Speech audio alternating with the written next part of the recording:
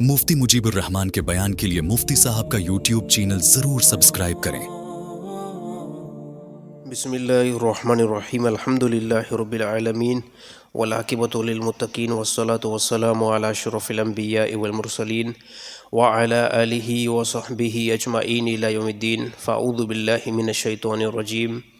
बिस्मिल्लाहिर्रहमानिर्रहीम। व क़ाल अल्लाहु तआला अलम नजअल लहु ऐनैन व लिसानन व शफ़तैन व हदैनाहुन नजदैन। सदक़ल्लाहुल अज़ीम। वक़ाल नबी सल्लल्लाहु अलैहि वसल्लम अना ख़ातमुन नबिय्यीन ला नबिय्य बअदी। वक़ाल नबी सल्लल्लाहु अलैहि वसल्लम अल कय्यिसु मन दाना नफ्सहु व अमिल लिमा बअदल मौत वल आजिज़ मन अतबअ नफ्सहु हवाहा व तमन्ना अलल्लाह। सदक़ल्लाहुल अज़ीम व सदक़हुन नबियुल करीम व अला आलिहि व सहबिहि अजमाइन इला यौमिद्दीन। अल्लाहुम्मा सल्लि अला मुहम्मद व अला आलि मुहम्मद कमा सल्लैता अला इब्राहीम व अला आलि इब्राहीम इन्नका हमीदुम मजीद। अल्लाहुम्मा बारिक अला मुहम्मद व अला आलि मुहम्मद कमा बारकता अला इब्राहीम व अला आलि इब्राहीम इन्नका हमीदुम मजीद। अल्हम्दुलिल्लाह साईं अल्लाह ताला जा एहसान थिया जी अल्लाह ताला तव्हां असांखे पंहिंजे घर में अचण जी तौफ़ीक़ अता फ़रमाई आहे। उहो अल्लाह ताला पूरी काइनात जे मथां ग़ालिब आहे, पूरी काइनात जे मथां शहनशाह आहे ऐं पूरी काइनात जे मथां कंट्रोल उन अल्लाह ताला जो आहे। उन अल्लाह ताला मुख़्तसिर वक़्त जे लाइ तव्हां असांखे दुनिया तरफ़ मोकिलियो आहे ऐं हक़ीक़ी जेको असांजो मक़सदु आहे उहो अल्लाह ताला खे राज़ी करणु ऐं मासियत खां बचणु ऐं जंहिं शइ जो अल्लाह ताला असांखे हुकुम कयो आहे उन जे मथां असां लबैक चवण वारा थी वञूं। इहो असां मुस्लमान जो मक़सदु आहे। इन मक़सद जे लाइ अल्लाह ताला हिन सरज़मीन ते 1,24,000 पैगम्बरनि जो सिलसिलो जारी कयो ऐं उन पैगम्बरनि जो जेको टेम पीरियड हुयो उहो मुकमल थी चुको आहे। सभु पैगम्बर पंहिंजे इंतिहाई वक़्त ते पहुची विया ऐं पंहिंजी क़ौमुनि खे साफ़ तौर ते वाइज़ो नसीहत कयो। पोइ हाणे उन क़ौमुनि मां जंहिं नबी ऐं पैगम्बर जी इतबा कई अल्लाह ताला उनखे कामयाबु कयो ऐं जेकॾहिं जंहिं बि नबी जी क़ौम नाफ़रमानी कई, सरकशी कई, अल्लाह ताला उनखे वाज़े तौर ते नाकाम करे छॾियो। ऐं हिन टाइम अल्लाह ताला मौक़ो ॾिनो असांखे जेके बि हयाती जा ॾींहं आहिनि इंतिहाई इम्पोर्टेंट आहिनि ऐं ज़रूरी आहिनि ऐं वॾा क़ीमती आहिनि। इन जो क़दुरु हिन टाइम नथो पवे, बल्कि जंहिं टाइम मौत वाक़ई इंसान जे मथां थींदो बाद में इन शइ जो जेको आहे क़दुरु पवंदो। त हिकु मुस्लमान जे लाइ ज़रूरी आहे त उहो मुस्लमान पंहिंजा मामला अल्लाह जे हवाले करे ऐं अल्लाह ताला सां मुख़लिस थिए ऐं अल्लाह ताला जी इबादत जे अंदरि पाबंदी करे जेकी अल्लाह ताला इबादत उन जे मथां फ़र्ज़ु कई आहे। पोइ उन जे अंदरि नमाज़, रोज़ा, हज ऐं ज़कात इहे सभु इबादतूं अचनि थियूं। इहे अल्लाह ताला सभिनी मुस्लमाननि जे मथां फ़र्ज़ु करे छॾियूं आहिनि। जंहिं बि ला इलाहा इल्लल्लाह मुहम्मद रसूलुल्लाह जो इक़रार कयो त इहे टोटली जेके इबादतूं अल्लाह ताला उन जे मथां फ़र्ज़ु करे छॾियूं। ऐं यकीन तौर ते इस्लाम हिकु वॾे में वॾी क़ीमती अल्लाह ताला शइ असांखे सां नवाज़ियो आहे। इस्लाम मज़हब को नॉर्मल मज़हब नाहे जंहिंजे अंदरि ख़ुदा जी वहदानियत पूरे मज़हबनि खां टॉप ते हुजे ऐं जंहिं वहदानियत जो पहिरियों ज़िक्र हिन सरज़मीन ते आदम अलैहिस्सलाम कयो, इन खां बाद में वक़्तनि ब वक़्तनि मुख़्तलिफ़ पैगम्बर ईंदा विया। उन पैगम्बरनि अची करे इस्लाह कराए उम्मत जो तालुक़ु अल्लाह सां बनायो। पोइ हाणे इंसान जे लाइ बहितर ईअं ई आहे त जंहिं इंसान जी तख़लीक़ अल्लाह कई आहे उन रब खे सुञाणे ऐं उन रब खे सुञाणण जे लाइ अल्लाह ताला हिन पूरी दुनिया जे अंदरि मिसाल तमामु वॾा बयानु कया आहिनि। पोइ उन जे लाइ हिकु मां नंढो मिसाल बयानु कयां। ॾिसो, इंसान जी जेकी अखि आहे उहा अल्लाह ताला जी कुदरत खे मुकमल नथी ॾिसी सघे। मसलन तौरु अल्लाह ताला आसमान खे खड़ो कयो, आसमान खे अल्लाह ताला बुलंद कयो। हाणे आसमान इंतिहाई वॾो बुलंद आहे। असां जेकॾहिं उनजी तरफ़ नज़र विझण जी कोशिशि बि जेकॾहिं कयूं था त नज़र नाकाम थी करे पोइ ते मोटी थी अचे, यानी अॻिते असांखे नज़र जेकी आहे न उहा जवाबु थी ॾे त अॻिते हदि न आहे तव्हांजी ॾिसण जी, असांजी अखि नाकाम थी करे वापसि मोटी थी अचे जेकॾहिं असां आसमान खे ॾिसण जी कोशिशि कयूं। हे आसमान आहे। ॿिए नंबर ते जेकॾहिं अगरि असां कंहिं रेगिस्तान इलाइक़े जे अंदरि हलिया वञूं, कोई बि दुनिया जो इंसानु रेगिस्तान इलाइक़े में हलियो वञे त उहो मालूम ईअं कंदो त हिन पूरे रेगिस्तान इलाइक़े में हे पूरी दुनिया रेगिस्तान आहे ऐं दुनिया ते कंहिं क़िस्म जो कोई बि का पाणी वारी शइ मौजूदु न आहे, सिर्फ़ु रेगिस्तान रेगिस्तान आहे। न को आबादी आहे, न को घर मूंखे नज़र अचनि था, यानी पूरी दुनिया उनखे रेगिस्तान लॻंदी। रेगिस्तान इलाइक़ो बि एॾो वॾो आहे, इंसान जी नज़र उतां थकी करे वापसि मोटी ईंदी। पर जेकॾहिं इन इंसान खे समंदर जे कुझु हिसे जे अंदरि लाथो वञे, यानी मुकमल विच समंदर जी ॻाल्हि मां नथो कयां, बल्कि समंदर में कुझु हिसो अंदरि हलियो वञे ॿेड़े जे ज़रिए सां, पोइ 100 किलोमीटर अंदरि समंदर में हलियो वञे, 200 किलोमीटर समंदर में अंदरि हलियो वञे, पोइ जीअं जो उन समंदर जे पाणी जे कंहिं हिसे में अंदरि वञी करे पहुचंदो, पोइ चौधारी ॾिसंदो हिनखे सिर्फ़ु पाणी नज़र ईंदो, पाणी खां अलावा ॿी का शइ नज़र न ईंदी। हाणे हिते इंसानु महसूसु ईअं कंदो त बसि पूरी दुनिया जे अंदरि सिर्फ़ु पाणी पाणी आहे, हेठि पाणी थो नज़र अचे ऐं मथे आसमान नज़र अचे थो। इन इंसान खे फील ईअं थींदो आहे त यानी ख़ुश्की का आहे ई न। हे अल्लाह ताला असांजी ज़हन साज़ी कई त जंहिं शइ खे मां तख़लीक़ कयो आहे उहा मुंहिंजी कुदरत आहे। पोइ उनजे अंदरि तव्हां आसमान खे ॾिसो, तव्हां रेगिस्तान इलाइक़ा ॾिसो, तव्हां समंदर ॾिसो, जेको कुझु ॾिसंदो उनजे अंदरि तव्हांजी नज़र थकी करे तव्हांजी तरफ़ मोटी ईंदी। हे अल्लाह ताला जी कुदरत आहे।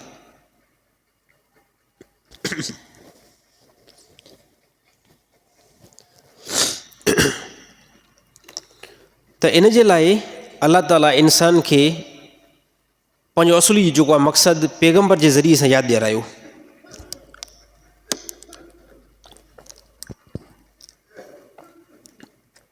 त तव्हांखे जेको असां लाथो आहे उहो हिकु मक़सदु अंदरि लाथो आहे। उहो मक़सदु आहे तव्हां इंसान मां अल्लाह ताला जी इबादत कयो, ऐं जेकॾहिं अल्लाह ताला जेकी शयूं असांखे अता कयूं आहिनि उन्हनि खे असां ॾिसूं था त यकीन तौर ते उहा बि वॾी हिकिड़ी कुदरत आहे। क़ुरान हकीम में अल्लाह ताला फरमायो,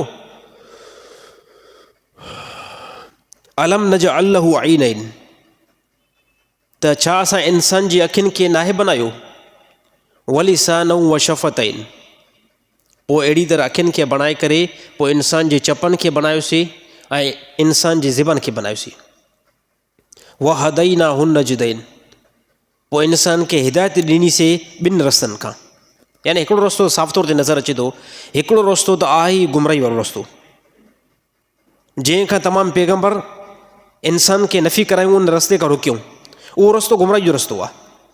अल्लाह ताला फरमाए ॿिनि रस्तनि मां तव्हांखे असां हिदायत ॾिनीसीं, हिकिड़ो गुमराही जो रस्तो हुयो, हिकिड़ो हिदायत जो, तव्हांखे हिदायत जो रस्तो ॾिनोसीं। हाणे अखि जेकी आहे उहा ख़ुदा जी वॾी नेमत आहे।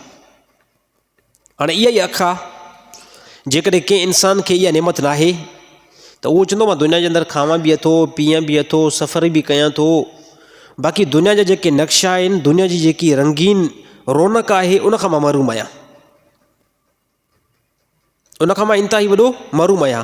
यानी कंहिंखे ॾिसी नथो सघां, न कंहिं आलिम खे ॾिसी सघां थो, न कंहिं हाफ़िज़ खे ॾिसी सघां थो, न पंहिंजे पीउ खे थो ॾिसी सघां, न पंहिंजी माउ खे थो ॾिसी सघां, नाबीन बंदे खां पुछा करे ॾिसो, उहो चवंदो कंहिंखे बि नथो ॾिसी सघां। त अखि जेकी ख़ुदा बनाई आहे इहा तमामु वॾी हिकु नेमत आहे। हाणे ॾिसो अखि जे अंदरि ख़ुदा निज़ाम कहिड़ो बनायो। अखि में 3 हिसा आहिनि, अखि जा 3 हिसा आहिनि। हिकु अखि जो हिसो सफ़ेदी वारो, इन जो कमु छा आहे, इन जो कमु आहे अखि जी हिफ़ाज़त करणु, अखि खे हरकत ॾियणु, अखि खे हेॾे होॾे फिराइणु। अखि जे अंदरि जेकी सफ़ेदी आहे इन जो कमु ई इहो आहे त अखि जी तोखे हिफ़ाज़त करणी आहे। इहा सफ़ेदी मुकमल अखि जी हिफ़ाज़त कंदी आहे ऐं ख़ुदि इहो अखि जो हिसो आहे। इहो अखि जे चुराइण में फिराइण में अखि सां मदद कंदी आहे। अखि जो हिकु हिसो सफ़ेदी वारो, ॿियो हिसो जेको आहे सफ़ेदी खां मथे पोइ कंहिं इंसान जो उहो हिसो कारो हूंदो आहे, कंहिं इंसान जो उहो हिसो नासी हूंदो आहे, कंहिं इंसान जो उहो हिसो ब्लू बि थींदो आहे, कंहिं इंसान जो उहो हिसो ॻाढ़े कलर ते बि थींदो आहे। हाणे इन हिसे जे अंदरि ख़ुदा वॾी कुदरत रखी आहे। इहो हिसो छा कंदो आहे, रोशनी खे कंट्रोल कंदो आहे। जेकॾहिं अगरि रोशनी ज़्यादा अचे थी त उहो अखि जो हिसो बिल्कुलु नंढो थी वेंदो, ऐं जेकॾहिं रोशनी ख़तमु थी वेंदी त उहो अखि जो हिसो जेको आहे उहो फुंडी करे वॾो करे बीहंदो आहे। हाणे इन जो मतिलबु आसान मां तव्हांखे हीअं ॿुधायां थो। ॾिसो, ऊन्हारे जे मौसम में असां ॿाहिरि सफ़र कंदा आहियूं, ॿाहिरि घुमी करे पोइ अचानक जॾहिं पंहिंजे कमरे में ईंदा आहियूं त बिल्कुलु असांखे अंधेरी नज़र ईंदी आहे। असांखे बिल्कुलु अंधेरी नज़र ईंदी आहे, यानी का शइ बि नज़र ईंदी आहे। ॿाहिरि उस तां आयासीं, कमरे में दाख़िल थियासीं। अमूमन सियारे में बि थींदो आहे, पर ऊन्हारे में घणो थींदो आहे। ऊन्हारे में इहो मामिलो घणो हूंदो आहे त जेकॾहिं ऊन्हारे में अगरि तव्हां ॿाहिरां सफ़र करे ऐं घर जे अंदरि आयो, जीअं कमरे में फौरी तौरु दाख़िल थियो, हालांकि कमरे में बल्ब बि ॿरंदो आहे, पर तव्हां जीअं जो कमरे में ॾिसंदो का शइ नज़र न ईंदी एॾे ओॾे। इहो छॾे खां थींदो आहे? इहो इन जे करे थींदो आहे त तव्हां जॾहिं ॿाहिरि उस ते आहियो त अखि जो जेको हिसो आहे उहो इंतिहाई बारीक थी वेंदो आहे, नंढो थी वेंदो आहे। अखि जे अंदरि ख़ुदा इहो सिस्टम रखियो आहे त जेकॾहिं तेज़ रोशनी मिलंदी त उहो बिल्कुलु नंढो थी वेंदो, बिल्कुलु नंढो थी वेंदो। पर अचानक जेकॾहिं उहा रोशनी ख़तमु थी वई, उहा रोशनी बंदि थी वई ऐं कंहिं अहिड़े तव्हां कमरे में घिरी वियो जंहिंमें रोशनी इंतिहाई घटि आहे, पोइ उहो नंढो ई हूंदो आहे। पोइ जीअं जो तव्हां कमरे में घिरंदा आहियो तव्हांखे अंधेरी नज़र अचणु शुरू थी वेंदी आहे। पोइ आहिस्ते आहिस्ते उहो अखि जो हिसो फुंडंदो वेंदो आहे, वॾो थींदो वेंदो आहे। पोइ जीअं जो वॾो थींदो, पोइ आहिस्ते आहिस्ते असांखे कमरे जे अंदरि रोशनी नज़र अचणु शुरू थी वेंदी आहे। हे सिस्टम खे रखियो आहे, हे सिस्टम इलाही रखियो आहे। ऐं टियों अखि जो जेको हिसो आहे उहो आहे मेन, जंहिंजे अंदरि इंसान जी रोशनी दाख़िल थींदी आहे। सही ॻाल्हि सम्झ में अचे थी? अखि जे अंदरि टे हिसा आहिनि। हिकु अखि जो हिसो सफ़ेदी वारो, ॿियो उन जे मथां कारो, इन कारे जे मथां अञा बि हिकिड़ो कारो आहे। सफ़ेदी जे मथां, अखि जी सफ़ेदी जे मथां जेको कारो आहे न, इहो कंहिं इंसान जो ॻाढ़ो बि हूंदो आहे, कंहिंजो नासी बि हूंदो आहे, कंहिंजो बिलफर्ज़ ब्लू बि थी वेंदो आहे, कंहिंजो ब्लू बि हूंदो आहे। पर उन जे अंदरि बि हिकु कारो टुपको हूंदो आहे, मेन उहो हूंदो आहे। हे दुनिया जी एतिरी सारी रोशनी जेकी असांखे नज़र थी अचे न, हे मूंखे बिल्डिंग थी नज़र अचे, मूंखे घर थो नज़र अचे, मूंखे पहाड़ था नज़र अचनि, मेन उहो हिकिड़ो सुराख आहे जंहिंमें रोशनी वञे थी ऐं दुनिया जी तव्हांखे वॾी पिक्चर नज़र थी अचे। ऐं वॾी ॻाल्हि त इहा आहे त दुनिया जे अंदरि हिन टाइम जेके बि कैमरा अचनि था, उन सभिनी कैमरनि खे जेको टेक्निकल जोड़ियो वियो आहे न, अखि जी बिना ते जोड़ियो वियो आहे। हाणे कैमरा जे अंदरि हिकु शटर थींदो आहे, कैमरा जे लेंस जे अंदरि हिकु शटर थींदो आहे, उहो शटर ई वीडियो ठाहींदो आहे, उहो ई फ़ोटू कढंदो आहे। हे इंसान जी अखि जे मुताबिक़ थियल आहे। पोइ उहो शटर बि ऑटो रखियलु आहे, रखे रखे उहो नंढो थी वेंदो आहे जेकॾहिं उनखे रोशनी घणी मिले थी, ऐं जेकॾहिं रोशनी घटि थी वेंदी आहे त उहो शटर बिल्कुलु वॾो थी वेंदो आहे, ताकी रोशनी उनजे अंदरि ज़्यादा अचे ऐं चङी तरह उहो पिक्चर या वीडियो ॾेखारे। हाणे हे निज़ाम अलाह ताला अॻ में जोड़े छॾियो आहे। अलाह ताला ॿुधाए छॾियो तव्हांजी तख़लीक़ जेकी असां कई आहे इंतिहाई वॾी बहितर कई आहे, तव्हांखे असां अखि ॾिनीसीं। हाणे अखि जी अलाह ताला क़ीमत छा घुरी?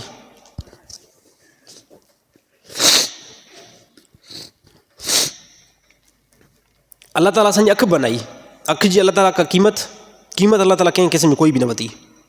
हा, अलाह ताला हिकिड़ी शइ लाज़मी फ़रमाई।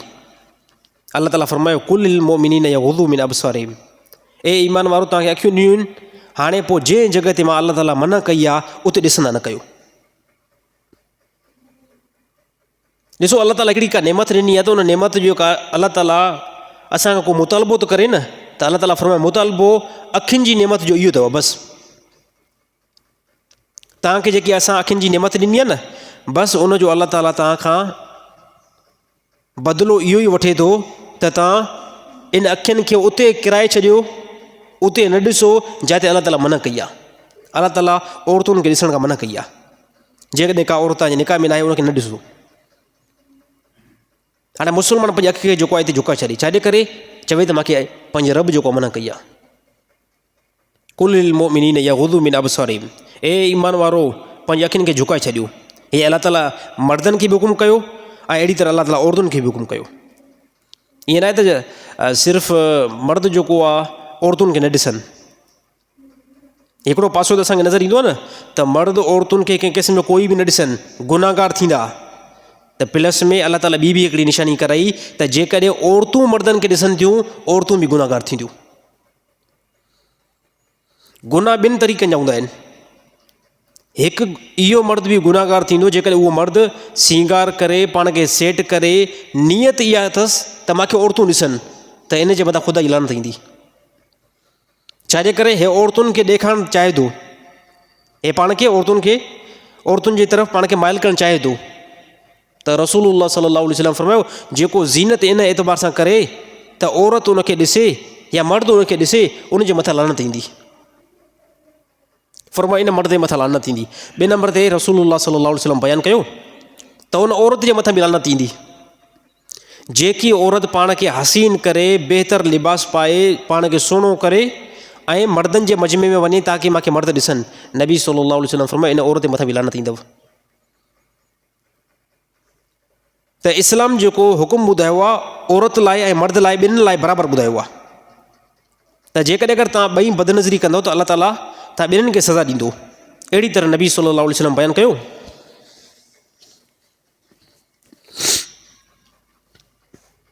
अलाह जे नबी फरमायो त अखियूं बि जेको आहे ज़िना कंदियूं आहिनि, अखियूं बि ज़िना कंदियूं आहिनि। फरमायो या रसूलल्लाह अखियूं ज़िना कीअं कंदियूं? नबी सल्लल्लाहु अलैहि वसल्लम फरमायो त इनखे जेकॾहिं ग़लति जॻह ते इस्तेमालु कंदव पोइ इहा अखियुनि जी ज़िना थींदी। सिर्फ़ु जिस्म जी ज़िना थोरी थींदी आहे, हथनि जी बि ज़िना थींदी आहे। अलाह जे नबी फरमायो अखियुनि जी बि ज़िना आहे।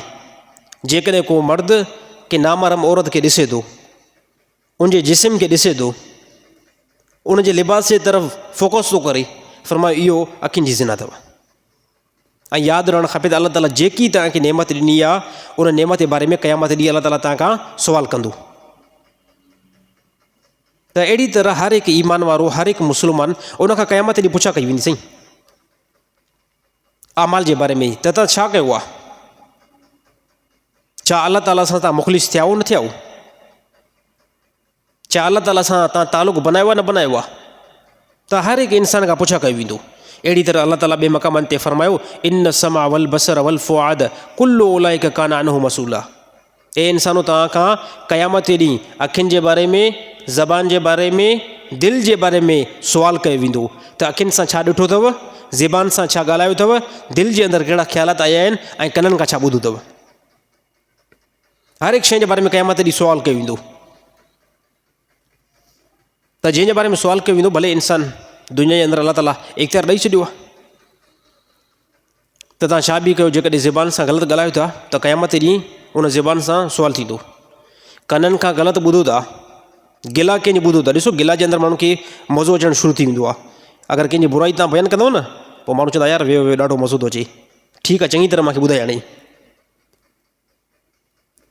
यानी गुनाह जे अंदरि थोरी घणी लज़त रखियलु आहे वक़्ती तौर ते। अगरि कंहिंजी ख़ुआरी बयानु थिए थी न त उन में माण्हू चवंदा ठीकु आहे 2-3 मिंट असां विहूं था, अॻिले जी थोरी गिला तूं चङी तरह कर। उन गिला जे अंदरि मज़ो ईंदो आहे। ऐं फरमायूं त नबी सल्लल्लाहु अलैहि वसल्लम खां पुछा कयो या रसूल गिला नेठ चइबो छा की आहे, गीबत चइबो छा की आहे? अलाह जे नबी फरमायो अहिड़ी ॻाल्हि तव्हां पंहिंजे मुस्लमान भाउ जी पंहिंजी मजलिस में कयो, अगरि उन मजलिस में तव्हांजो उहो मुस्लमान भाउ अचे ऐं उहा ॻाल्हि उनखे पसंदि न अचे, फरमायो इहा गीबत आहे, इहा गिला आहे। त इंतिहाई वॾो मर्ज़ु आहे गीबत वारो। ॾिसो हर हिकु गुनाह जेको उनजी अलाह ताला माफ़ी इंसान जे पंहिंजे तरीक़े सां बि रखी आहे। बाक़ी गिला जेको मर्ज़ु आहे उनजी माफ़ी जेसिताईं तव्हां अॻिले खां वञी करे तौबा ऐं बख़्श रहियो न तेसिताईं जेको इहो गुनाह माफ़ थींदो ई न। गिला हिकु अहिड़ो मर्ज़ु आहे त अलाह ताला फरमायो इन समा वल बसर वल फुआद कुल्लु उलाइक कान अनहु मसूला। क़यामत ॾींहुं हर हिकु शइ जे बारे में सुवालु कयो वेंदो। तव्हां खां अखियुनि जे बारे में सुवालु कयो वेंदो, ज़बान जे बारे में सुवालु कयो वेंदो, कननि जे बारे में सुवालु कयो वेंदो, दिलि जे बारे में बि सुवालु कयो वेंदो। ऐं ज़्यादा में ज़्यादा इंसान जेको घणो गुनाह कंदो आहे उहो अखि जे ज़रिए सां कंदो आहे। अखि जेकी आहे हिकु मेन शइ आहे। इतां ई मामला अॻिते वधंदा आहिनि। अलाह ताला क़ुरान हकीम में फरमायो वला तक़रबु ज़िना इन्नहु कान फ़ाहिशा व साअ सबीला। हाणे हिते अलाह ताला साफ़ तौरु ते न फरमायो त ज़िना खां मां रोकियां थो। अलाह ताला फरमायो वला तक़रबु ज़िना, ज़िना जे क़रीब ई न वञिजो। हाणे क़रीब छा खे चइबो आहे? क़रीब चइबो मामलात अञा नवां तइ थियनि था। ॾिसो ज़िना जे वञी करे माण्हू मौक़े ते कॾहिं पहुचंदो? सभ खां पहिरियां कंहिं औरत खे ॾिसंदो पोइ दिलि जे अंदरि विलियो ईंदो। इन खां बाद में चवंदो यार 2-3 ॾींहं इन सां ॻाल्हायां थो। उन ॻाल्हाइण खां बाद में तालुकात वधंदो। उन तालुकात खां बाद में पोइ ज़्यादा गपशप थींदी, ज़्यादा तालुक़ थींदो, पोइ इंसानु वञी करे ज़िना जे ॾाके ते चढ़ंदो आहे। त अलाह ताला साफ़ तौर ते रोकियो त ज़िना जे क़रीब बि न वञो। अलाह ताला ईअं बिल्कुलु न फरमायो त ज़िना न कयो। अलाह ताला फरमायो क़रीब बि न वञिजो। पोइ अलाह ताला इन जी ख़राबी बयानु करे छॾी। अलाह ताला फरमायो इन्नहु कान फ़ाहिशा, बेशक इहो जेको रस्तो आहे उहो इंतिहाई गंदो रस्तो आहे, बुछड़ो रस्तो आहे, बेहई वारो रस्तो आहे। व साअ सबीला, इन रस्ते खां बचो, गंदो रस्तो आहे ऐं बुरो रस्तो आहे। क़यामत ॾींहुं तव्हांखे ज़्यादा उनजी ख़्वारी खणी पवंदी। क़यामत ॾींहुं तव्हांखे ज़्यादा उनजो वबाल ॾिसणो पवंदो। तमामु भार दोस्तो, इंसान जे पंज मथां डिपेंड आहे। जेके बि असां मामला कंदासीं, जेके बि असां खां कमु सादर थींदा, त क़यामत ॾींहुं तव्हांजो खातो मुजीबुर रहमान खातो न भरींदो। तव्हांजो सवालु जेको आहे उहो मुजीबुर रहमान खां न कयो वेंदो। साईं हर हिकु इंसान खां पंहिंजे अमलनामो दफ़्तर इंसान जो ईअं खुलंदो क़यामत ॾींहुं। पोइ नबी सल्लल्लाहु अलैहि वसल्लम फरमाया बाज़ इंसान जा यौम मशर में जेको दफ़्तर खुलंदो, पोइ अलाह जे नबी फरमायो त कुझु इंसान अहिड़ा हूंदा जेके पंहिंजे अमलनामे खे ॾिसी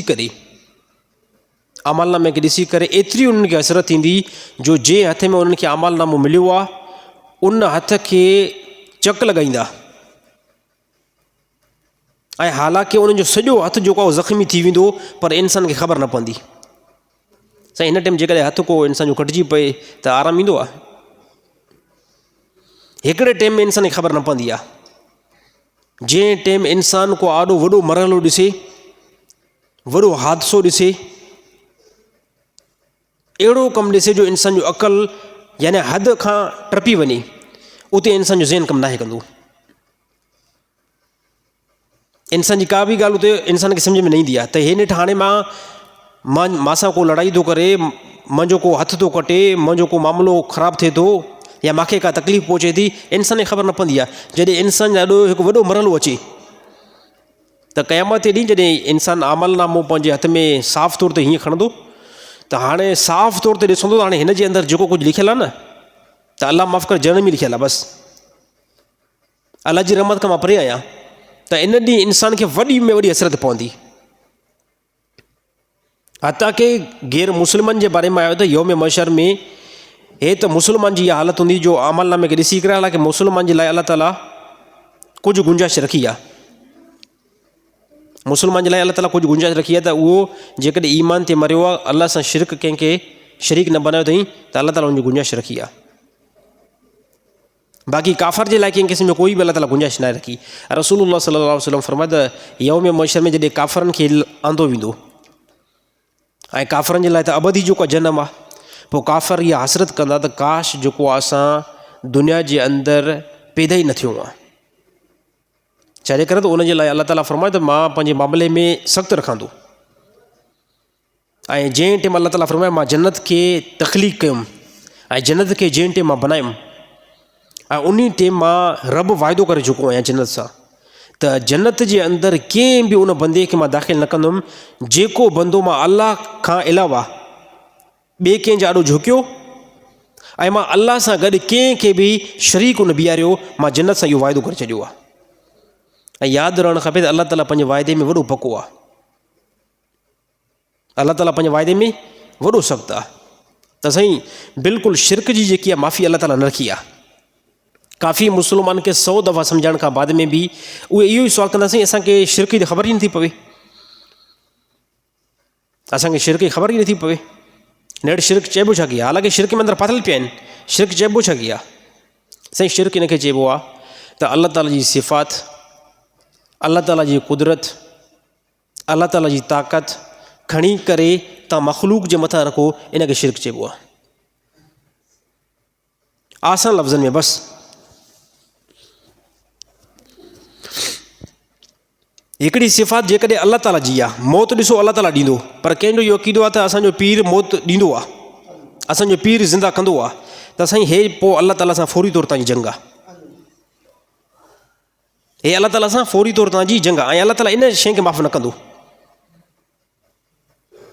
ॾिसो क़ुर हकीम में अलाह ताला साफ़ तौर ते ईअं फरमाए, जेकॾहिं ख़ुदा शराब खे माफ़ु करे छॾींदो अलाह ताला, शराबी खे अलाह ताला यौम मशर में चवे न तूं हल तोखे माफ़ी आहे, हे मुमकिन अलाह ताला फरमायो।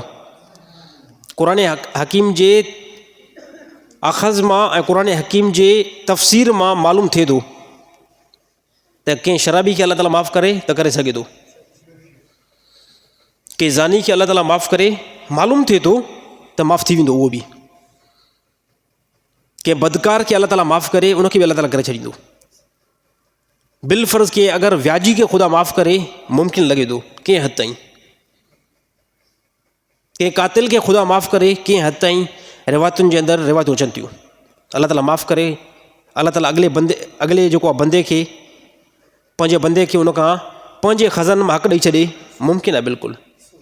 बाक़ी क़ुर हकीम में साफ़ तौर ते अलाह ताला फरमायो त शिरक जेको आहे उहो माफ़ु न आहे, बसि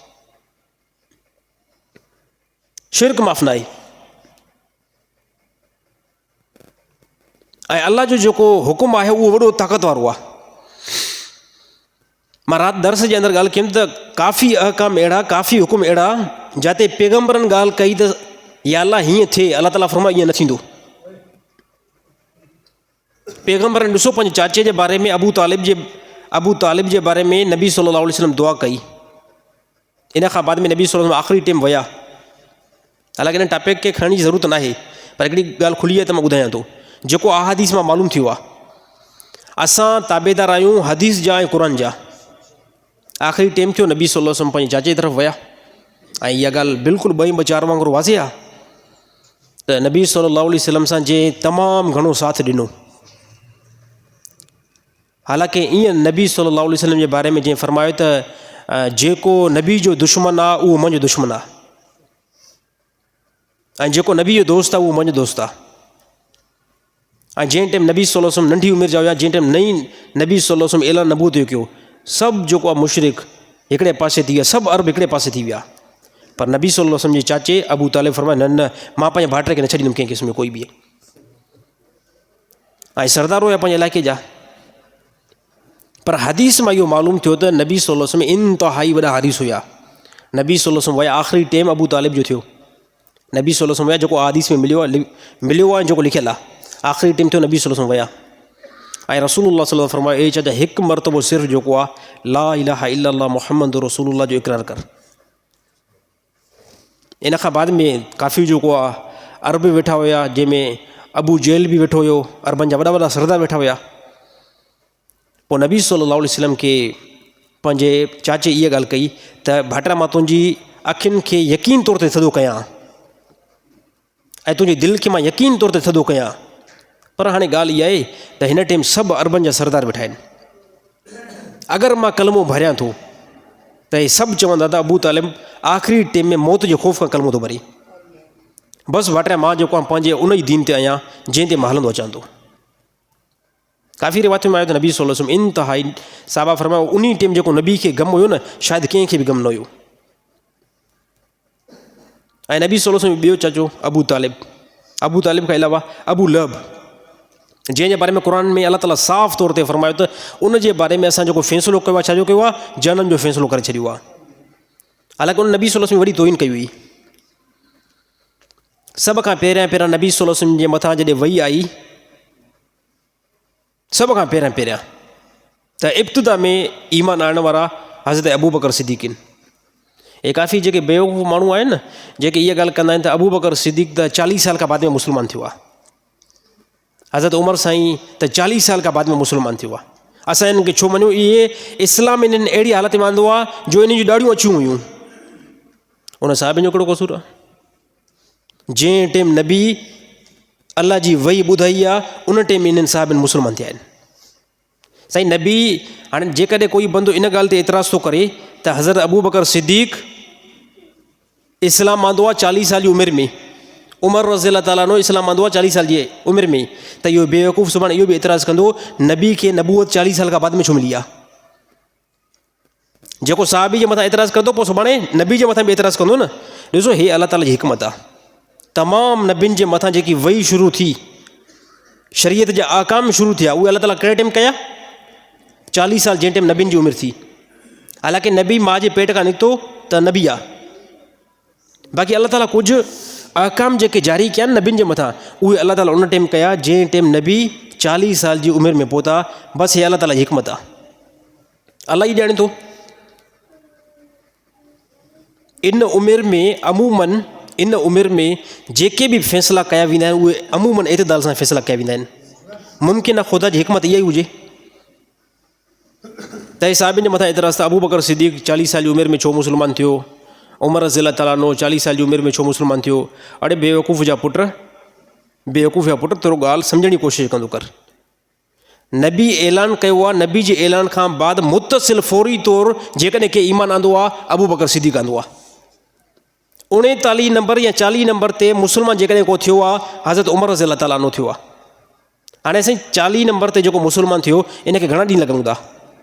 यानी नबी जी नबूअत खां बाद में हिकिड़ो हफ़्तो ॿियो छा?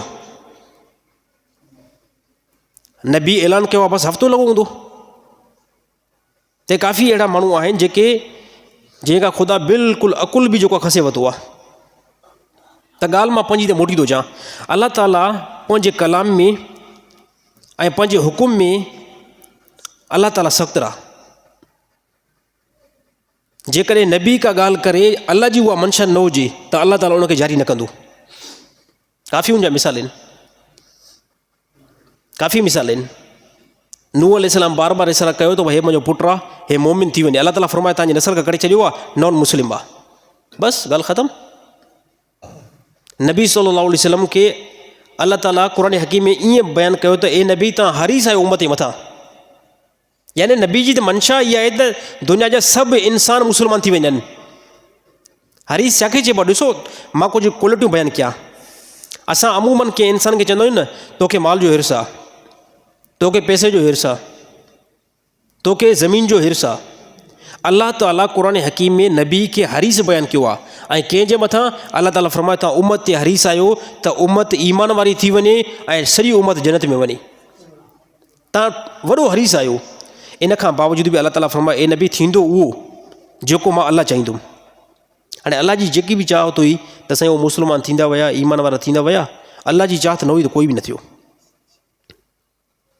हालांकि हरम में अंदरि रहण वारा अरब, हरम में अंदरि रहण वारा अरब जेके जेनन अरब कुरैश सां तालुक़ु रखंदड़, रसूलुल्लाह सल्लल्लाहु अलैहि वसल्लम जो जेको कबीलो आहे उहो कुरैश कबीलो आहे। कुरैश कबीले सां तालुक़ु रखंदड़ अल्लाह ताला ईमान नसीब न कयो। हाणे ॾिसो बिलाल हबशी हबश खां आयो, केॾो वॾो सफ़र, हालांकि वॾो सफ़र आहे। बिलाल हबशी जतां आयो। सलमान फारसी यानी ईरान खां निकितो, ईरान खे पहिरियों फारस चयो वेंदो हुयो, उतां आया। ऐं अहिड़ी तरह जेकॾहिं उन साहिबनि जो असां नाला बयानु कयूं त काफ़ी अहिड़ा साहिबा जेके उन ज़माने जे एतबार सां 5-5 हज़ार किलोमीटर 10-10 हज़ार किलोमीटर परे खां सफ़र करे आया। इन तमामु वाक़िअनि मां मालूम थिए थो जेकी मंशा अल्लाह जी हूंदी साईं चाहत उहा ई थींदी। इंसानु कुझु बि नथो करे सघे।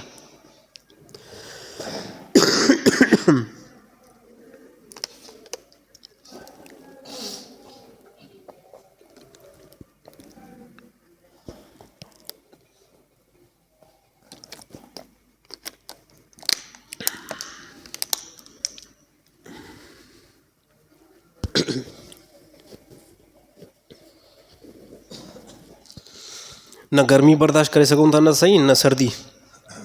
कुझु टाइम गर्मी अहिड़ी हुई त सफ़ा साह कढे पई, न बयानु करे सघूं पिया। हाणे सर्दी एतिरी वधी वई आहे जो खंघि बि थी पई आहे, ज़ुकाम बि थी पियो आहे। लॻे ईअं थो त माना मथो हिन टाइम जो कमु नथो करे। छाजे करे तबियत जॾहिं ख़राबु थिए थी पोइ इंसान खे ख़बर नथी पवे। बहरहाल इंसान असां इंतिहाई वॾो कमज़ोरियूं।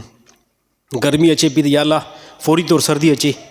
हाणे सर्दी जॾहिं आई आहे त पोइ मां सम्झां शहदाद कोट में कोई बि कंट्रोल नथो करे सघे। इहा अल्लाह ताला जो निज़ाम आहे, अल्लाह ताला जी ताक़त आहे। ऐं अल्लाह जे अॾो कॾहिं बि बंदो जेको आहे तकबुर न करे। ऐं तकबुर जी मां डेफिनेशन ॿुधाई हुयमि त तकबुर छाखे चइबो आहे त इंसानु अल्लाह ताला जे अहकाम खे जंहिं टाइम तोड़ींदो आहे ऐं जंहिं टाइम अल्लाह ताला जे अहकाम खे पोइते कंदो आहे उन टाइम इंसानु जेको आहे तकबुर कंदो आहे, जंहिंमें नमाज़ पहिरें नंबर ते आहे ऐं इन खां अलावा हज ऐं ज़कात ऐं रमज़ान जा रोज़ा। ऐं अलहमदुलिल्लाह रमज़ान बिल्कुलु क़रीब अची चुको आहे। हाणे त मां सम्झां थो 27 ॾींहं आहिनि। कोशिशि कयो पाण खे नेक बनायो, पाण खे मुतक़ी बनायो। जेतिरो पाण खे नेक कंदव फ़ाइदो तव्हांजे पंहिंजे नफ़्स खे पहुचंदो।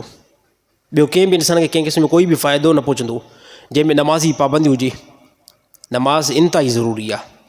असांजे कारोबार खां, असांजे तिजारत खां, असांजे घर जे मामलात खां साईं नमाज़ ज़रूरी आहे। नमाज़ अहिड़ी हिकु शइ आहे जंहिंखे साहबा यानी ज़िंदगी में साहबा चवनि पिया असांजे अंदरि त इहो गुमान ई न पियो अचे त असां नमाज़ खे छॾींदासीं। ऐं उन्हनि आख़िरी टाइम ताईं नमाज़ पढ़ंदा रहिया। ऐं जंहिंमें नबी सल्लल्लाहु अलैहि वसल्लम अल्लाह जे नबी साहबा फरमाइनि पिया त नमाज़ पढ़नि पिया ऐं नबी जे मथां अल्लाह ताला तहज्जुदी नमाज़ फ़र्ज़ु करे छॾी।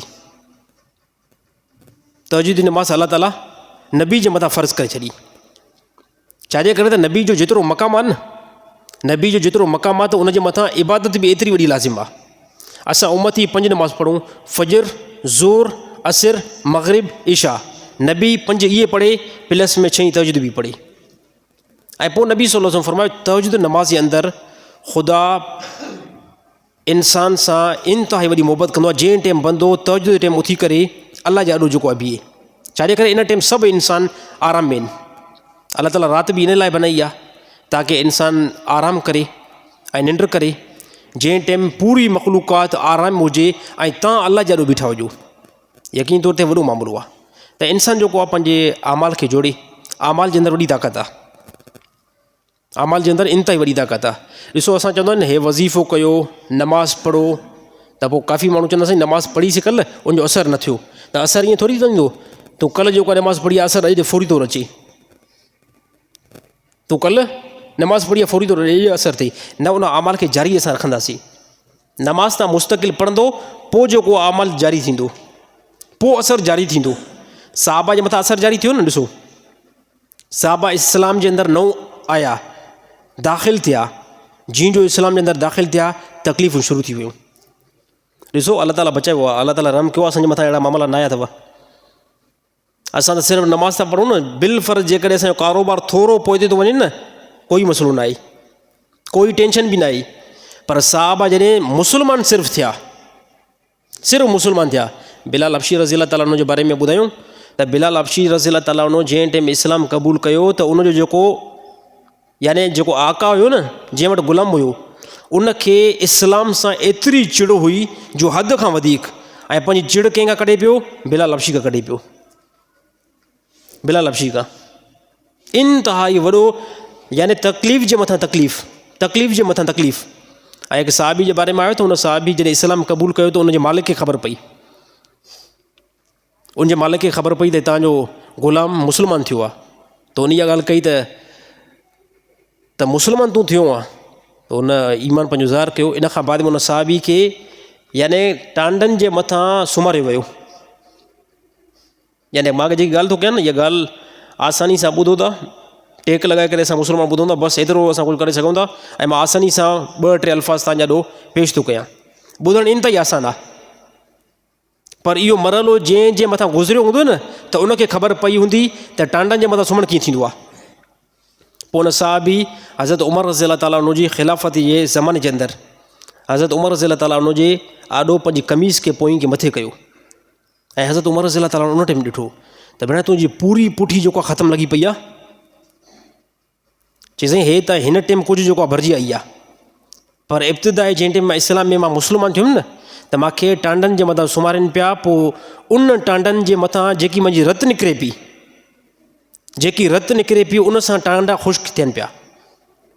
ऐं पोइ टांडा जेको आहे पंहिंजी थधाइप में अचनि पिया। हे काफ़र जेको आहे मूंसां ज़ुल्म कनि पिया। त इहा ॻाल्हि साईं थोरो सम्झ में अचे थी। ऐं असां हितां कहिड़ी ॻाल्हि कंदा आहियूं त टाइम न आहे, निमाज़ दुकान ते पढ़ंदुमि ऐं वञी करे घर में निमाज़ पढ़ंदुमि। ऐं बाज़ औक़ात असां मुस्लमान निमाज़ ई न आहियूं पढ़ंदा। ऐं साहबी हाणे इन साहबी खे ख़बर हुई न त जंहिं इस्लाम जे करे मुंहिंजी पुठी खे पूरी खे ख़तमु कयो वियो त हाणे इहो साहबी नमाज़ छॾे पियो।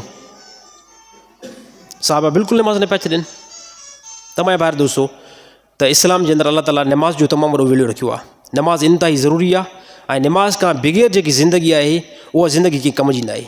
ईअं ज़िंदगी ॾिसो जानवर बि त गुज़ारनि था न यार, कुता ॿिला घोड़ा गाबा इहे रोज़ानो ट्रेवल कनि था न, खाइनि पीअनि था ऐं चरनि था ऐं पंहिंजे कम ते लॻा पिया आहिनि। पर जेकॾहिं अलाह ताला असांखे अशरफुल मख़लूक़ात बनायो आहे, मां खावां पीआं घुमां वरी जेको सुम्ही पवां, कंहिं क़िस्म जो कोई बि नमाज़ न पढ़ां, पोइ कुझु फ़र्क़ु यार महसूसु थियो?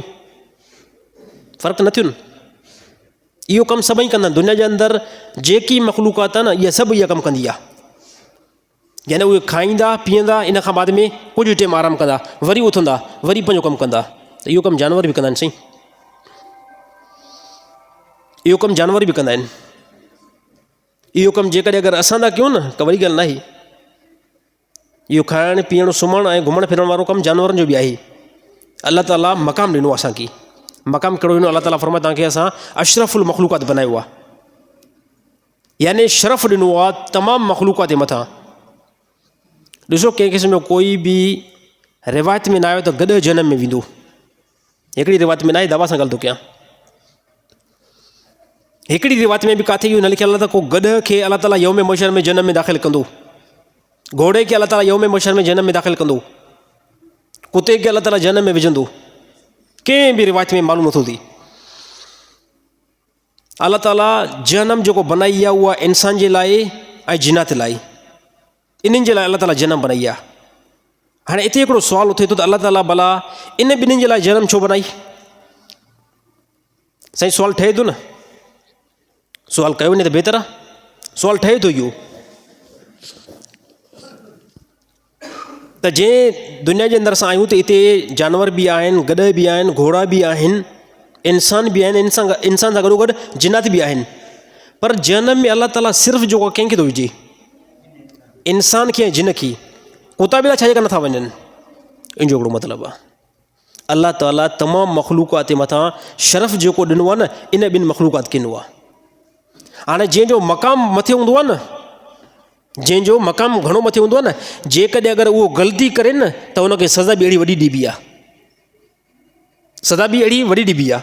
ॾिसो मां इन शइ जो क़ाइल न आहियां, मां बि इन शइ खां इंतिहाई वॾे में वॾी जेको आहे नफ़रत रखंदो आहियां। जेकॾहिं कोई बि अहिड़ो बंदो कमु करे त मां चवां थो उनखे सज़ा ॾिनी वञे। हे काफ़ी जेको मामिलो थियो न त मस्जिद में पेशमाम यानी बदफ़ेली काफ़ियुनि जेको ॿारनि सां कई, इंतिहाई वॾो बुरो कमु आहे,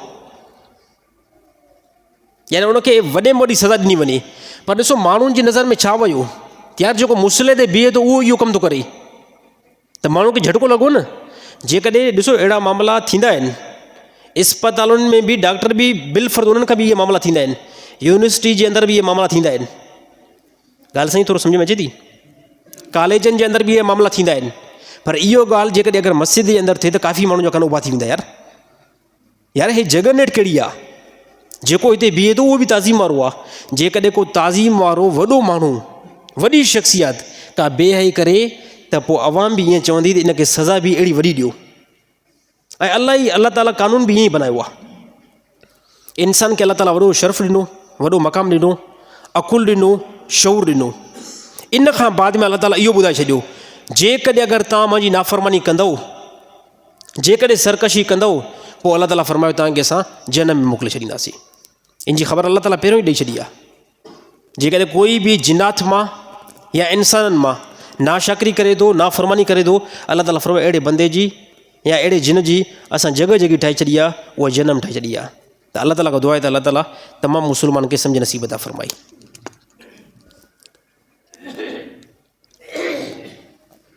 सही टाइम घणो थियो आहे? अदा ये साथी सभु हेॾे त अचो न बुज़ुर्गो, अंदरि अचो, अंदरि अचो सभु। उथी जो मां बयानु तेसि ताईं न कंदुमि, अंदरि अचो, अंदरि अचो, सभु अंदरि अचो।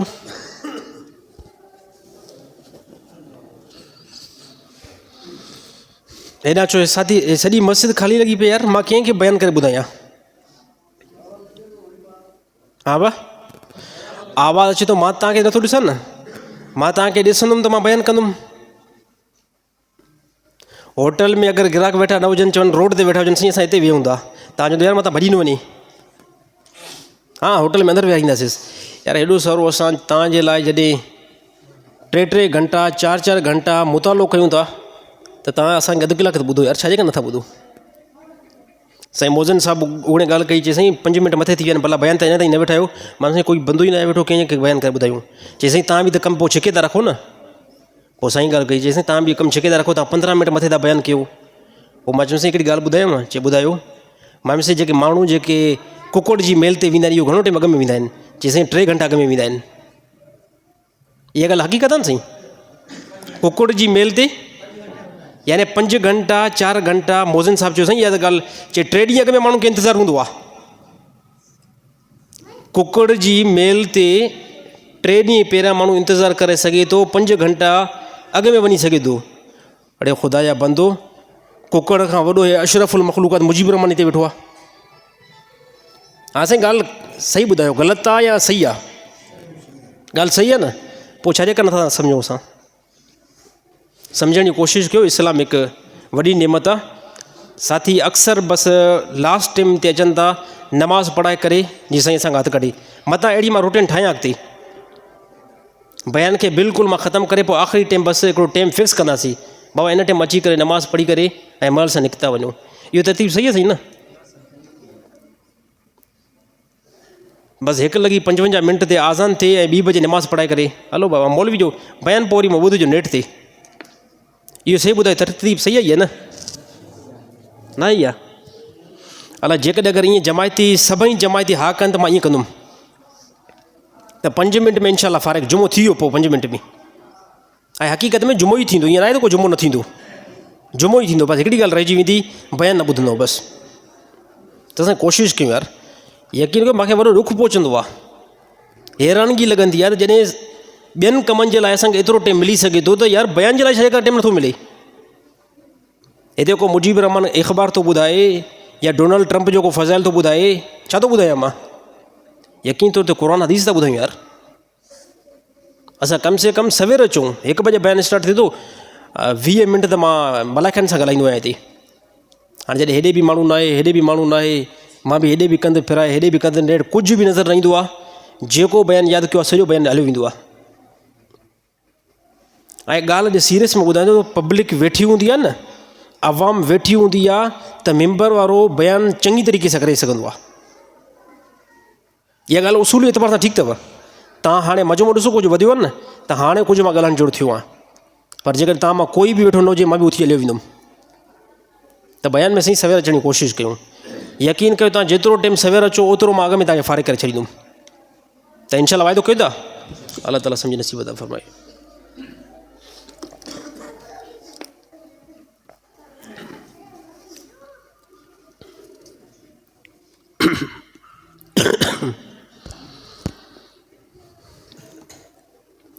असर जी वज़ू सां मग़रिब या इशा जी नमाज़ पढ़ी सघूं था या न? पढ़ी सघो था बिल्कुलु। कोई कंहिं बंदे असर ते वज़ू कयो, उन असर वारे वज़ू सां मग़रिब इशा जी नमाज़ पढ़े त बिल्कुलु पढ़ी सघे थो। बल्कि हिकिड़े वज़ू सां जेकॾहिं को बंदो 4 नमाज़ूं पढ़े थो त बि जेको जाइज़ आहे। जेकॾहिं हिकिड़े वज़ू सां कंहिंजो एतिरो वज़ू हले थो, मां त नथो सम्झां हिन ज़माने में कंहिं बंदे जो एतिरो वज़ू हले। अगरि हिकिड़े वज़ू सां 5 नमाज़ूं पढ़े त बि जेको जाइज़ आहे, पर एतिरो टाइम कंहिंजो वज़ू हली न सघंदो। अमूमन असर खां इशा ताईं माण्हू जो वज़ू को मज़बूत बंदो हुजे त उनजो हली सघे थो। त हिकिड़े वज़ू सां 3 नमाज़ूं 4 नमाज़ूं 5 नमाज़ूं बि बंदो पढ़ी सघे थो। छाजे करे? जेसि ताईं वज़ू टुटो न आहे तेसि ताईं ॿिए वज़ू जी ज़रूरत न आहे। त ॻाल्हि सम्झ में अची वई न? हिकिड़ो वज़ू टुटो न आहे त ॿिए वज़ू जी ज़रूरत न पवंदी। वज़ू आहे, उन सां केतिरियूं बि नमाज़ूं तव्हां पढ़ी सघो था, कोई मसइलो न आहे।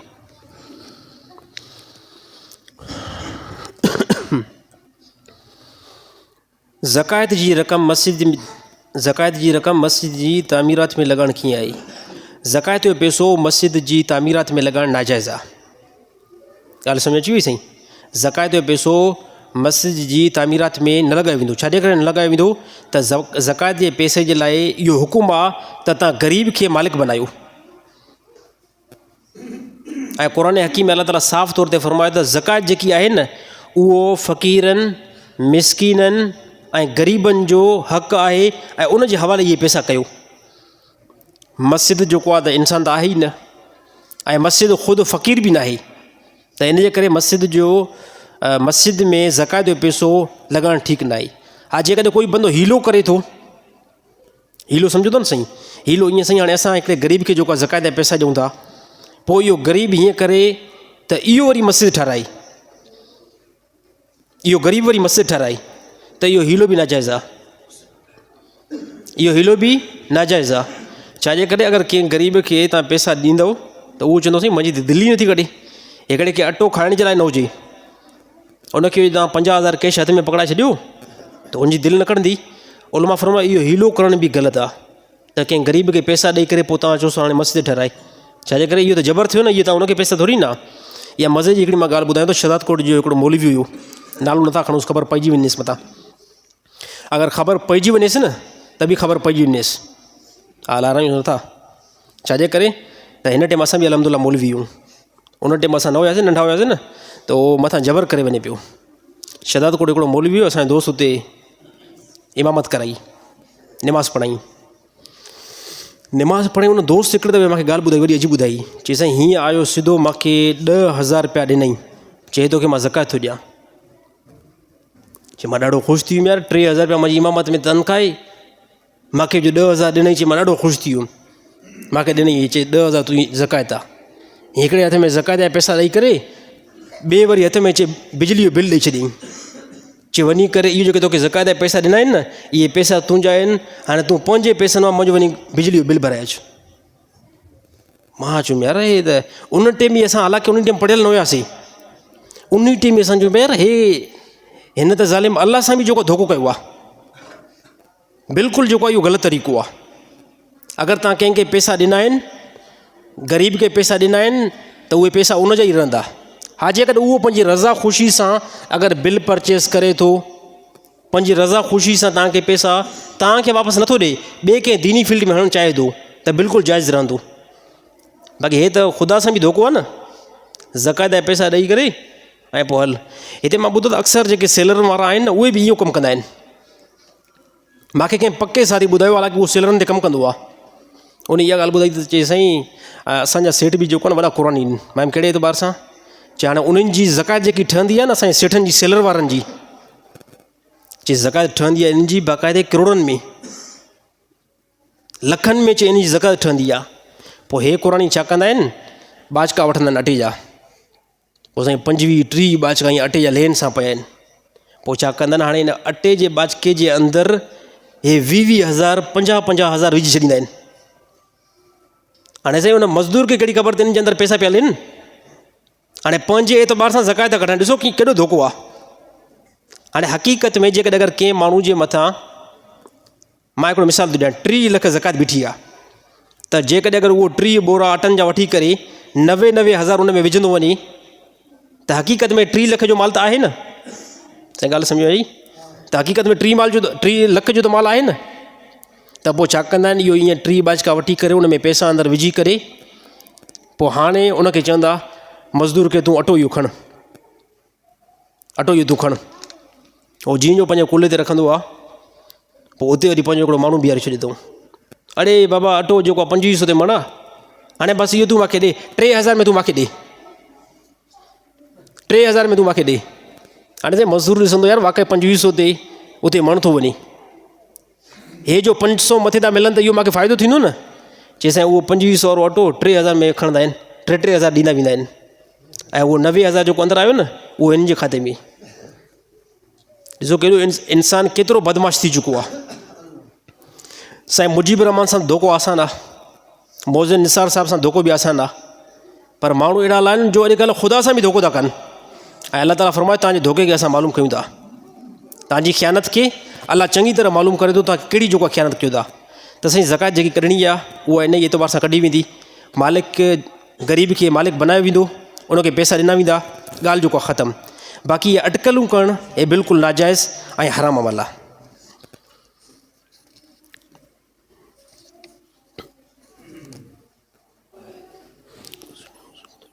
साईं गुस्ल या वज़ू कंदो आहियां, पोइ मूंखे काफ़ी विस विसा थींदा आहिनि, बाज़ो का इहो बि विसविसो थींदो आहे त गुसुल नाहे लथो या वज़ू नाहे थियो। साईं विसविसन जो हल कोई बि न आहे। गुसुल कयो अथव न त दिलि खे तसली ॾियो त गुसुल थी वियो आहे।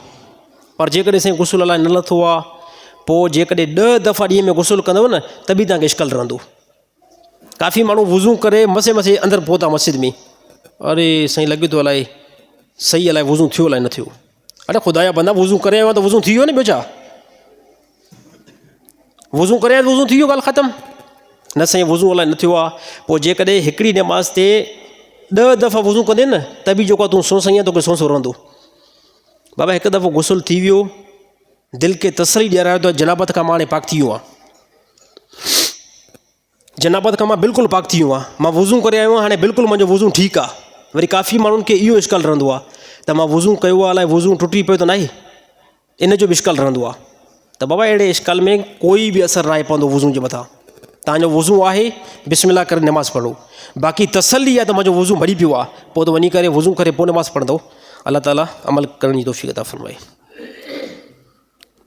सुम्ही करे क़ुर हकीम जी तिलावत करणु कीअं आहे? बिल्कुलु आदाब खां ख़िलाफ़ु आहे, न करणु खपे। को बंदो मरीज़ आहे, सुम्ही करे क़ुर पढ़े थो, उनजे लाइ का गुंजाइश आहे। बाक़ी जेकॾहिं ठीकु आहियो, टाइट आहियो, हालांकि उलमा त इन खां बि रोकियो आहे त टेक लॻाए करे बि क़ुर न पढ़ो। छाजे करे त जॾहिं दुनिया जी कंहिं तालीम खे असां पढ़ंदा आहियूं, उनखे रिस्पेक्ट ॾींदा आहियूं। ऐं हे जेको इल्मु आहे, क़ुर आहे, इहो आसमान खां नुज़ुल थियो आहे। नुज़ुल कीअं कयो आहे? अल्लाह कयो आहे। ऐं अल्लाह जे कलाम खे वैल्यू ॾियणु खपे। त बंदो टेक लॻाए करे क़ुर न पढ़े, पर जेकॾहिं मजबूरी आहे, वॾी उमिरि आहे, उहो टेक लॻाए करे क़ुर पढ़े थो त उनजे लाइ गुंजाइश आहे। मरीज़ आहे, उथी नथो सघे, वेठी हालत में क़ुर पढ़े थो, उनजे लाइ बि गुंजाइश आहे। बाक़ी नौजवान हटा घटायो त क़ुर खे आदाब सां ऐं अदब सां पढ़ण जी कोशिशि कयो। अगरि को मुस्लमान इंजील या तौरात या कंहिं बि ॿी मज़हबी किताब खे पढ़े त उहो अमल कीअं आहे? नाजाइज़ आहे साईं, बिल्कुलु ग़लति आहे। कंहिं बि मुस्लमान जे लाइ जाइज़ न आहे त उहो वञी करे ईसाइन जे इंजील खे पढ़े। कंहिं बि मुस्लमान जे लाइ जाइज़ न आहे त उहो यहूदियुनि जे वञी करे तौरात खे पढ़े, या अहिड़ी तरह हिंदुनि जे कंहिं किताब खे पढ़े। छाजे करे? हे पढ़ंदो गुमराह थी वेंदो। अजीबो ग़रीब खे पोइ इश्काल अचणु शुरू थी वेंदा त हे यार हेॾे छा लिखियलु आहे। छाजे करे? इहे किताबूं पंहिंजी हक़ीक़त ते हिन टाइम न आहिनि बीठियूं। ॻाल्हि साईं सम्झ में आई न आई? ईसाइन जी जेकी इंजील आहे उहा पंहिंजी हक़ीक़त ते न आहे बीठी। यहूदियुनि जो जेको तौरात किताबु आहे उहो पंहिंजी हक़ीक़त ते न आहे बीठो, बल्कि उन्हनि जे आलमनि उन जे अंदरि काफ़ी हद खां वधीक तारीफ़ करे चुका आहिनि। यानी ईअं सम्झो हाणे उहो अल्लाह जो कलाम ई न आहे रहियो, उन्हनि पंहिंजा अहकाम हथ सां जोड़िया आहिनि। त कंहिं क़िस्म जो कोई बि मुस्लमान जे लाइ जाइज़ न आहे त उहो इंजील खे पढ़े, तौरात खे पढ़े। हा, इन सां गॾु प्लस में ॿी ॻाल्हि करणु चाहियां थो, जेकॾहिं कोई बि आलिम दीन इन एतबार सां स्टडी करे ताकी मां ईसाइन सां डिबेट कयां, ताकी मां यहूदियुनि सां डिबेट कयां, यानी मुनाज़रो कयां, उनजे लाइ बिल्कुलु गुंजाइश आहे। छाजे करे? उहो इस्लाम खे तरक़ी ॾियण जे पोयां आहे। जीअं हिकिड़ो मां मिसाल ॾियां डॉक्टर ज़ाकिर नाइक साहिब जो। डॉक्टर ज़ाकिर नाइक साहिबु त उहो त उनखे त काफ़ी जेको आहे इंजील जो हिसो बि यादि आहे, अहिड़ी तरह तौरात जो बि काफ़ी हिसो यादि अथसि, ऐं हिंदुनि जे काफ़ी किताबनि जो हवालो जेको ॾींदो आहे बिल्कुलु रफ़ रफ़ ॾींदो आहे। त अहिड़े आलिम दीन जे लाइ या अहिड़े अहले इल्म जे लाइ बिल्कुलु गुंजाइश आहे त उहो इन किताब जी स्टडी करे सघे थो। बाक़ी आवाम जेकॾहिं स्टडी कंदी त पोइ आवाम पंहिंजे ईमान खां हथु खणी विझंदी। त ॻाल्हि सम्झ में आई न आई? त ॾिसो, हिकिड़ी वरी हिन सां गॾु प्लस में हिकिड़ी ॿी ॻाल्हि साथियुनि कई त साईं काफ़ी उलमा चवनि था त क़ुर जे तर्जुमे खे न पढ़ो, गुमराह थी वेंदव। काफ़ी अवाम जे अंदरि इहा ॻाल्हि आहे त अवाम चवे थी त उलमा चवनि था त क़ुर जे तर्जुमे खे न पढ़ो, गुमराह थी वेंदव। त उलमा कहिड़े बेस सां रोकंदा? ॾिसो, क़ुर हकीम में 2 हिसा आहिनि। क़ुर हकीम जा 2 हिसा आहिनि। हिकु हिसो पूरे वाक़ायत ते बीठो आहे, जंहिंमें ईसा अलैहिस्सलाम जो वाक़ियो, मूसा अलैहिस्सलाम जो वाक़ियो, आदम अलैहिस्सलाम जो वाक़ियो। हाणे इहा वाक़िया जेके आहिनि न, आवाम खे 2-4 वांगुरु इल्मु थी वेंदो, सम्झी वेंदी। बाक़ी आवाम जेको क़ुर हकीम में मसाइल बयानु थियल आहिनि न, उनजो इल्मु आवाम वटि न पहुची सघंदो, उनजी हक़ीक़त खे मालूम न करे सघंदा। ॾिसो, क़ुर हकीम में कुझु अहिड़ा अल्फाज़ आहिनि। क़ुर हकीम में हिकु जॻह ते अलाह ताला हीअं फरमायो। हाणे इन जो मतिलबु मां तव्हांखां हिन टाइम पुछा करणु चाहियां थो, मां पहिरियों न ॿुधाईंदुमि, पहिरियों तव्हांखां मां पुछा कंदुमि। अलाह ताला हिकु जॻह ते फरमायो त जेको बंदो दुनिया में अंधो आहे उहो आख़िरत में बि अंधो हूंदो ऐं उहो गुमराह आहे ऐं गुमराह जी जाइ जहन्नम आहे। हाणे इन जो मतिलबु छा आहे? आसान ॿ वीचार वांगुरु मां तव्हांखां पुछा करणु चाहियां थो। हिकिड़ो बंदो दुनिया में अंधो आहे, अल्फाज़नि ते गौर ॾिजो, हिकिड़ो बंदो दुनिया में अंधो आहे, आख़िरत में बि अंधो हूंदो ऐं उहो बंदो गुमराह आहे ऐं गुमराह जहन्नम में वेंदो आहे। त आयत मां छा थो मालूम थिए? आहे को मुस्लमान इन जो मूंखे डेफिनेशन ऐं ख़ुलासो ॿुधाए?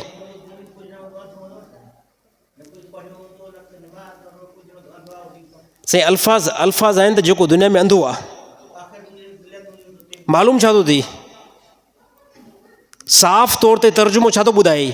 साफ़ तौर ते तर्जुमो इहो ॿुधाए थो त जेकॾहिं अगरि कोई बंदो इन शइ खे वठे त दुनिया जा जेके बि अंधा आहिनि उहे क़यामत ॾींहुं बि अंधा हूंदा ऐं उहे जहन्नम में दाख़िल थींदा। साईं जेकॾहिं आवाम तर्जुमो कंदी त हीअं कंदी न? कीअं कंदी? उन में ईअं त डेफिनेशन न आहे लिखियलु त को हे इस्लाम ऐं कुफर जी ॻाल्हि थी हले। हिकिड़ो आम माण्हू तर्जुमो कंदो, उहो कीअं कंदो? उहो ईअं कंदो, साईं जेको दुनिया में अंधो आहे, आख़िरत में बि अंधो हूंदो ऐं जहन्नम में दाख़िल थींदो, उहो बंदो गुमराह आहे। त आवाम जेकॾहिं इहो तर्जुमो कंदी न, आवाम ईअं चवंदी साईं दुनिया में जेके बि अंधा आहिनि उहे सभु क़यामत ॾींहुं जहन्नम में वेंदा। हालांकि ईअं न आहे। इन जी तफ़सीर में हेठि लहणो पवंदो न। इन जी हेठि तफ़सीर इहो ॿुधाए थो, इन मां मुराद आहे कुफुर, इन मां मुराद आहे कुफुर। छा जे करे कुफुर अंधे जी मिसाल आहे, न उहो हक़ीक़त खे ॾिसे थो, न उहो हक़ीक़त खे तस्लीम करे थो ऐं इहे क़यामत ॾींहुं गुमराह आहिनि ऐं इन काफ़रनि खे अलाह ताला क़यामत ॾींहुं जहन्नम में दाख़िल कंदो।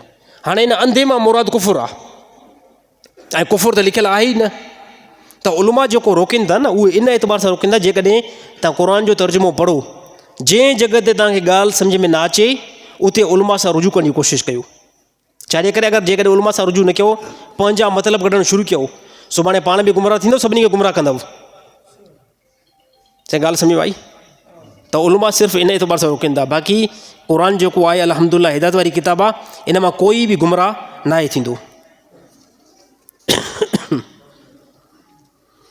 अगरि कोई शख़्स नमाज़ में ओबासी ॾिए त छा उनजी नमाज़ फासिद थींदी या न? नमाज़ कंहिं क़िस्म जी कोई बि फासिद न थींदी। नमाज़ में ओबासी ॾियण सां नमाज़ से कोई बि फ़र्क़ु न आहे पवंदो। साईं अॼुकल्ह हिकु नई एप्लीकेशन आई आहे चैट GPT, उनखे इस्लामी सवाल जे लाइ इस्तेमालु करणु कीअं आहे? पब्लिक जेको आहे कंहिं क़िस्म जो कोई बि उन खां सवाल पुछा न करे। हिकु एप्लीकेशन आहे चैट GPT, काफ़ी नौजवान उन खां इस्लामी सवाल था पुछा कनि। ॾिसो, इस्लामी जेकॾहिं सवाल पुछा करणा आहिनि त अल इल्म खां पुछा कयो वेंदो। चैट GPT जो हिकिड़ो मां तव्हांखे ख़ुलासो ॿुधायां, इहा छा कंदी आहे, इन वटि जेकी बि इंफॉर्मेशन आहे, मालूमात आहे, त पंहिंजी मालूमात सिर्फ़ु फ़राहम कंदी। यानी सवली सिंधी में मां ईअं ॿुधायां, जेकी बि शइ इंटरनेट ते पई आहे, पोइ उन में हदीसूं बि पियूं आहिनि, उन में मसाइल बि पिया आहिनि, उन में काफ़ी तफ़सीर बि पिया आहिनि, पोइ जेकी शइ तव्हां उन खां तलब कंदव, अगरि उन वटि मौजूदु आहे उहा तव्हांखे फ़राहम कंदी। तव्हां मसलन तौरु हनफ़ी मसल खे फॉलो कयो था, तव्हां हनफ़ी मसल खे फॉलो कयो था, तव्हां हिकिड़ो मसइलो पुछा कयो त हे मसइलो असांखे ॿुधा, जेकॾहिं अगरि उहो इंटरनेट ते मौजूदु न आहे, ॿिए कंहिं मसलक वारे जो खणी करे तव्हांखे ॾींदी। मसलन तौरु तव्हां सुन्नी आहियो, कॾहिं कॾहिं तव्हां मसइलो उन खां पुछा कयो, पर सुन्नी जो मसइलो उहो इंटरनेट ते मौजूदु न आहे। अगरि उहो शीयत जो मसइलो उन्हनि ते पियो आहे, पोइ शीयत मज़हब जो तव्हांखे मसइलो फ़राहम कंदी। त मसइला जेके पुछा कया वेंदा, चैट GPT खां पुछा न कया वेंदा। त ॻाल्हि सम्झ में अचे थी न? साईं चैट GPT खां पुछा मसइलो इस्लामी पुछा कयो न वेंदो। छाजे करे? त बंदो जेकॾहिं इन जी मालूमात ते हलंदो, ईमान खां सिर्फ़ु थी वेंदो। इन जो मिसाल मां हीअं ॾियां, कंहिं बंदे जी अगरि तबियत ख़राबु थिए, उनखे चऊं डॉक्टर ॾे कंहिं क़िस्म जो कोई बि न वञाए, हालांकि चैट GPT इहा ॿुधाईंदी बि आहे त हे दवा खा, पर बंदो को खाईंदो? साईं कंहिं बंदे खे गुर्दनि जो मसइलो थिए, उनखां पुछा कयूं, हालांकि उहो सभु कुझु इंफॉर्मेशन ॾींदी आहे, उनखे चऊं त हे असांखे मसइलो ॿुधा, त पोइ मां चवांसि यार हे हाणे हे दवा थी ॿुधाए, इहा दवा तूं खाईंदे? उहो चवंदो साईं मां खोपड़ी ख़राबु थी आहे छा, इहा दवा मां कीअं खाईंदुमि? कहिड़ी ख़बर इहा दवा इन मर्ज़ जी हुजे न, मां मरी वञा। जॾहिं इंसानु पंहिंजी सिहत जो एतिरो ख़्यालु करे थो, त ईमान जो त वधीक ख़्यालु करे। ईमान जे लाइ मसाइल जेको पुछा कंदो उहो चैट GPT खां पुछा न कंदो, उहो अहले इल्म के मुफ़्ती के आलिम खां पुछा कयो वेंदो। साईं ॻाल्हि सम्झ में आई? अगरि न आई त पोइ लिक में पुछा करे सघो था।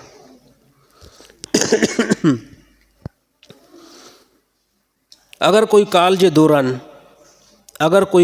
दौरान को मर्द औरत के चवे त मां तोखे निकाह में क़बूल कयो ऐं तूं मूंखे निकाह में क़बूल कर ऐं असां ॿिन्हिनि अल्लाह खे पंहिंजो गवाह बनायूं था, छा इन ॿिन्हिनि जो निकाह साबित थींदो या न? न साईं, कंहिं क़िस्म में कोई बि न थींदो। धोखेबाज़ी आई आहे। ऐं इहा ईअं सम्झो अॼुकल्ह जा जेके नौजवान आहिनि औरतुनि जी इज़त सां जेको खेॾनि था, हे बदमाशी आहे, निकाह न आहे। केरु चयो थो निकाह आहे? जेकॾहिं ईअं निकाह आहे त पोइ दुनिया में सभई नौजवान ईअं निकाह कंदा। निकाह जे लाइ कुझु शर्त आहिनि त निकाह तव्हां कयो था, उन निकाह जे अंदरि उहो घोटु बि मौजूदु हुजे, उनजो वकील मौजूदु हुजे। जेकॾहिं औरत मौजूदु न आहे त उन औरत जो वकील मौजूदु हुजे ऐं 2 शाहिद मौजूदु हुजनि ऐं इन सभिनी जो गॾु हुजणु हिकिड़ी मजलिस में शर्त आहे। साईं ॻाल्हि सम्झ में आई? त निकाह जे साबित थियण जे लाइ इहो ज़रूरी आहे त घोटु हिकु मजलिस में हुजे, औरत बि उन मजलिस में हुजे। पर जेकॾहिं औरत उन मजलिस में न आहे त औरत जो वकील उन मजलिस में हूंदो ऐं उन सां गॾोगॾु 2 शाहिदनि जो हुजणु ज़रूरी आहे। हाणे हे त धोखेबाज़ी आहे न। हे चए थो बसि असां अल्लाह खे जेको गवाह बनायो आहे। हाणे अल्लाह असांखे गवाह बणाए छॾियो आहे। अल्लाह इहो मामिलो गवाही वारो इंसाननि जे हवाले कयो आहे त निकाह कयो, इन खां बाद में गवाह 2 मर्द बनायो। जेकॾहिं 2 मर्द न आहिनि न निकाह जे अंदरि, पोइ हिकिड़ो मर्द गवाह बनायो ऐं हिकिड़े मर्द सां गॾोगॾु 2 औरतूं बि गवाह बनायो। ॾिसो, सभिनी जी निकाह में अल्लाह त सभिनी जी निकाह में गवाह आहे। दुनिया में जेके बि निकाह थियनि था उनजो इल्मु त अल्लाह खे आहे। साईं आहे या न आहे? बिलफर्ज़ अगरि मुजीब रहमान जो निकाह अॼु खां 10 साल पहिरियां थियो, साईं उन निकाह जो इल्मु अल्लाह खे आहे न आहे? अल्लाह त हर जॻह ते मौजूदु आहे। हे त बदमाशी आहे न जे तूं मूंखे क़बूल कर, मां तोखे क़बूल कयां ऐं जेको असां अल्लाह खे गवाह था बणाए छॾियूं। साईं निकाह कंहिं क़िस्म जो कोई बि साबित न आहे थियो ऐं औरत खे तलाक वठण जी बि ज़रूरत न आहे। हाणे छाजे करे हिकिड़ो निकाह ई साबित न थियो आहे त हाणे औरत इन मुड़ुस खां तलाक बि न वठंदी। ऐं इन में घणे में घणो नुक़सानु जेको थिए थो न उहो औरतुनि खे थींदो, मर्दनि खे कंहिं क़िस्म में कोई बि न थींदो। छाजे करे त सुभाणे अगरि इहा औरत किथे वञी करे चवे त हे मुंहिंजो मुड़ुसु आहे त सभ खां पहिरियां उन खां चवंदा किथे तूं निकाह कयो आहे? मर्द मञे ई न त मां तोसां निकाह कयो ई न आहे त ॻाल्हि पोइ मर्द जी हलंदी। औरत खे चवंदा तूं दिमाग़ु ख़राबु थियो आहे या? निकाह जेकॾहिं अगरि तूं कयो आहे त पोइ तूं कहिड़ी जॻह ते निकाह कयो आहे? उहो इन्फॉर्मेशन असांखे खपे। त लिक में निकाह अगरि ॾिसो, लिक में जेकॾहिं हिकिड़ी मजलिस में औरत बि अची थी वञे, वकील बि अची थो वञे, अच्छा वकील न, हिकु ई मजलिस में जेकॾहिं मर्द बि आहे, औरत बि आहे, 2 शाहिद बि आहिनि, हिकिड़ी मजलिस में इन्हनि जो निकाह साबित थी वेंदो। पर लिक वारे निकाह में, निकाह खे लिकण वारे मामले में वॾे में वॾो जेको नुक़सानु थींदो आहे न उहो मर्द खे न थींदो, उहो औरत खे थींदो आहे। छाजे करे मर्द जी जॾहिं ज़रूरत पूरी थी वई न पोइ मर्द चवंदो हाणे कंहिं ख़बर ई न आहे। हाणे कंहिं पंहिंजे रिश्तेदार खे बि न ॿुधायो आहे, औरत बि पंहिंजे रिश्तेदार खे न ॿुधायो आहे। हाणे छा, हाणे मर्द चवंदो हिनखे छॾे थो ॾियांसि, हल बाबा। हाणे छॾे ॾींदो, औरत जी ज़िंदगी त तबाह थी वई। त औरतुनि जो हक़ीक़त में जेको अकुलु आहे न उहो घटि आहे, नाक़िसुल अक़लिन ऐं जज़्बात में जेको पंहिंजा मामला निकाह ताईं फौरी तौरु न पहुचाइनि।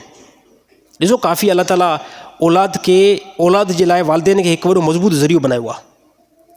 अल्लाह ताला इजाज़त ॾिनी आहे, ईअं न आहे त को तव्हां निकाह न कयो।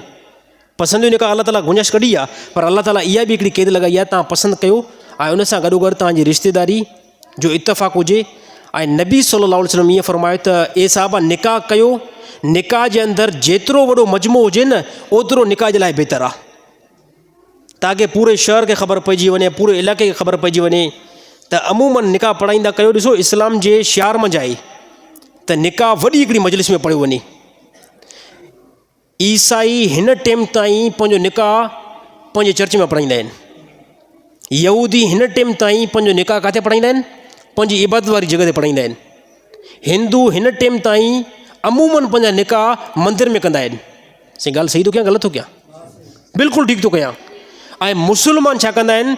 मुस्लमान ओताक में साईं निकाह पढ़ायो, निकाह ओताक में पढ़ायो।